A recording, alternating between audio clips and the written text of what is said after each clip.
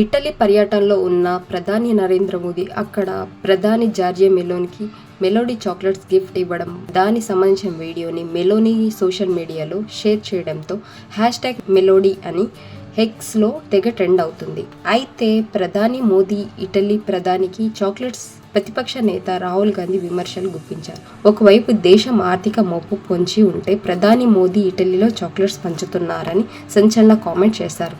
आज मोदी जी का वीडियो देखा नहीं देखा? देखा? व्हाट्सएप यूनिवर्सिटी वालों ने देखा?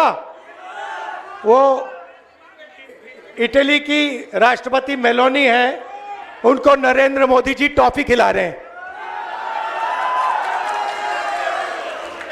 रील बनाई है. हिंदुस्तान के प्रधानमंत्री इटली के प्रधानमंत्री को, मेलोनी को मेलोडी टॉफी दिए हैं. రాహుల్ గాంధీ వ్యాఖ్యలపై బీజేపీ నేతలు కూడా గట్టిగానే స్పందించారు. అంతర్జాతీయ భారత ప్రతిష్టను, ద్వైపాక్షిక సంబంధాలను పెంపొందించే వ్యూహాత్మక పర్యటన కూడా ప్రతిపక్షాలు రాజకీయం చేయటం సిగ్గుచేటని మండిపడుతున్నారు.